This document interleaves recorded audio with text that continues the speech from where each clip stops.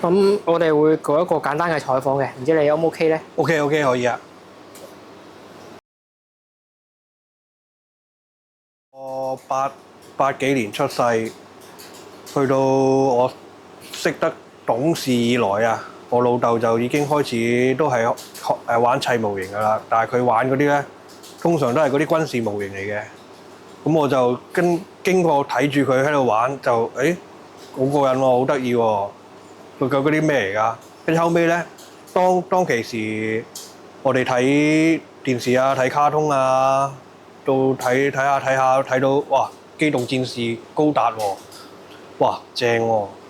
咁我就諗，跟住澳門街平時禮拜六、禮拜日跟住個老豆一齊去澳門行街，跟住見到啲玩具鋪，哇！見到啲模型，哇正喎！嗰啲高達模型，跟住就膽粗粗就問我老豆，喂，可唔可以買一盒俾我？開頭都唔肯買嘅，後尾咧就後尾就肯買啦，買一兩盒俾我試下砌。咁當然啦，呢啲嘢冇好似而家咁多工具啦，咪用鉸剪啊、指甲鉗啊咁樣砌咯，砌下砌下就開始有啲中意啦。當然呢啲咧就唔算話係我嘅全部嘅，我係好多嘢嘅，所以咧砌模型係我其中一個好長嘅嗜好其中之一咯。咁係咯，到玩斷斷續續開始玩咗都有10幾年㗎啦，但係都係斷斷續續嘅。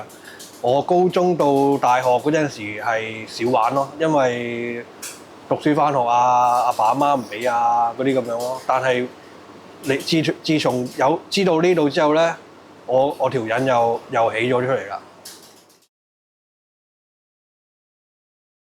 嚟咗賢者模型工作室之後，我最滿意嘅其中一個就係1:144嘅野鶯。點解呢？點解會覺得呢個係我最滿意呢？因為我嚟賢者模型工作室嘅其中一個願望就係希望能夠噴到一種金屬色嘅即係閃靈靈嘅感覺嘅模型。以前就點解會以前咧就因為得個噴罐，我只能夠去新龍嗰啲鋪頭度買啲噴罐去噴，嗰啲噴罐始終都係唔及有噴槍嗰種嘅感覺㗎，冇㗎，又冇地方。我試過喺露台啦、天台啦、沙灘都噴過，車尾箱都噴過，即係居無定所啲咁樣嘅。嗰自從有咗賢者模型工作室之後咧，我就能夠即係同唔同師兄一齊切磋啊，咁樣就係啦，真係做到我心目中做到嗰個野鶯1:144嗰隻電鍍紅色嘅 feel 咯，咁樣咯。呢個係到依家我都比較滿意嘅。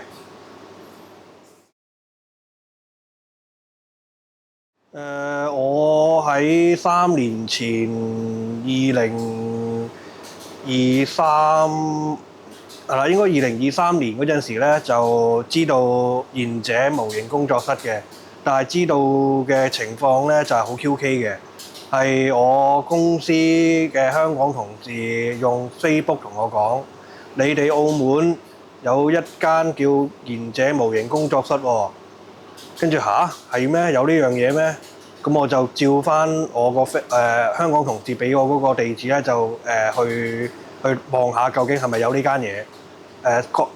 後尾就發現真係有呢間嘢，只不過咧嗰陣時佢哋嘅宣傳唔夠啊，宣傳唔夠，要我走好多地方，即係行個圈都唔見有，原來就喺工業大廈3樓嗰度。咁我上到去都有啲緊張嘅，究竟係咪真定假咧？點知入到去的而且確係有間模型工作室，就撞到阿大師阿嚴老細佢哋啦。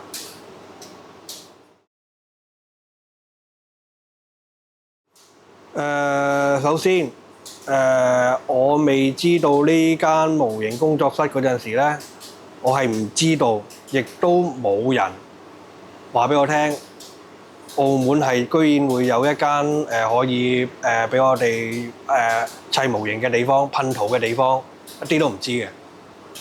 我未嚟呢度之前，真係試過喺屋企嘅露台、公司嘅後樓梯、朋友嘅屋頂同埋朋友嘅車尾箱度噴過嘅，係即係環境之惡劣啊，係你意想不到嘅。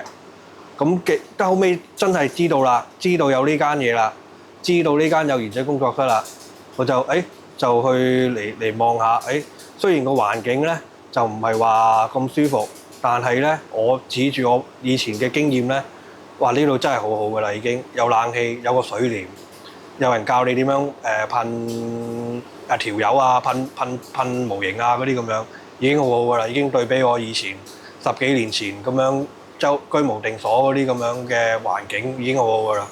咁後尾到同啲老細啊，佢哋溝通到大家都係中意玩模型嘅人，大家都即係有相同嘅嗜好啊，大家吹水啊，跟住後尾又識到啲後輩啊，識到啲唔同嘅師兄啊嗰啲咁樣，就大家一齊去砌模型啊啲咁，砌模型啊，吹水啊，講其他嘢啊，講模型以外嘅嘢都得㗎，嗰啲咁樣咯。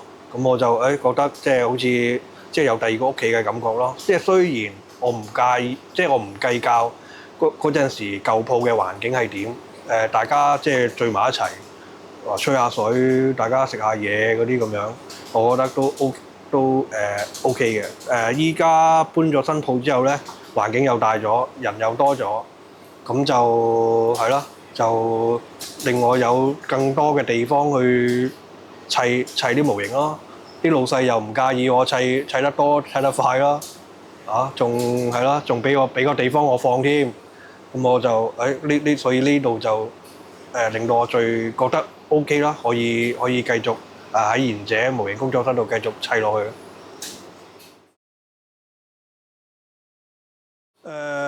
我本身未砌模型之前，未嚟賢者工作室砌模型之前咧，通常都係翻工啊、放工翻屋企，然之後禮拜6日啊，或者放工嘅時間去下新隆啊、仲軒嗰啲地方嘅。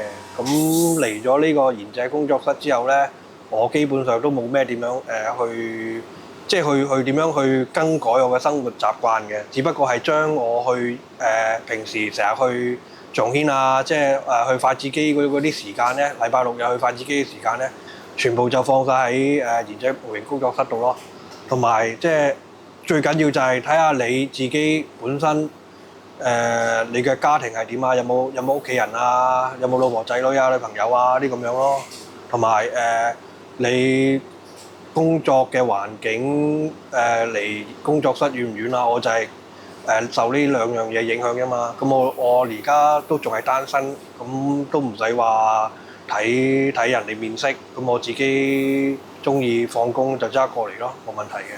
咁就工作方面嗰啲都冇咩話特別大影響嘅。總之你朝9晚5準時翻工，準時放工，盡量唔好做錯嘢，然之後就延長時間嘅，通常都可以咁樣過嚟㗎。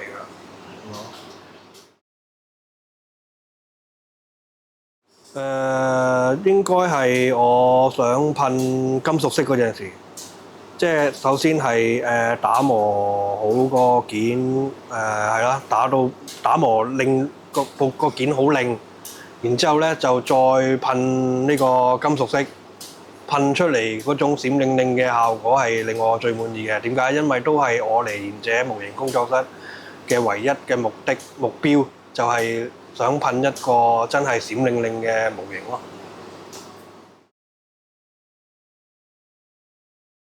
首先就係你嘅時間問題啦，你究竟想砌完成一個模型，究竟係想用幾多時間呢？或者係你自己覺得，哇，我想即刻就砌部 RG 好啊，定一話砌普通嘅 HG 好呢？你要知道自己嘅實力同埋能力，究竟能唔能夠達到呢個目標呢？我覺得呢個係咁樣啊！大家唔好即係眼高手低啊，覺得哇正啊，睇到好多相，哇呢副嘢正啊，啲色好靚啊，自己又嚟啦。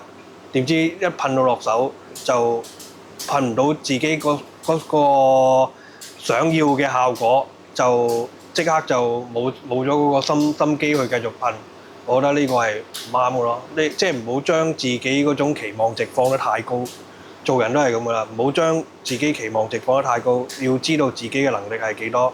你中意亂咁噴嘅冇問題，即係你噴啲簡單嘅，即係幾塊咁樣噴嘅 ，OK， 慢慢嚟，慢慢噴，然之後你先再慢慢咁樣推上去，噴啲 MG 1:100啊、1:60啊，或者係 RG 細件啊嗰啲咁樣嘅嘢咯。我覺得呢個係啱啱新入手嘅嗰啲朋友、師兄師弟要認真去諗下呢 part 咯。好，咁我哋嘅採訪就到呢度完㗎啦。都多謝翻你可以騰呢啲時間出嚟俾我哋去採訪啦。咁啊，同我哋鏡頭前嘅朋友仔 say 翻聲拜拜啦。拜拜咧，我就唔會講拜拜嘅。通常咧係你哋同我講拜拜，因為我係會繼續喺度噴模型、砌模型㗎啦。通常我係最後先走嘅。咁係啦，你哋如果經常嚟嘅就會見到我㗎啦，唔會講拜拜，到時見。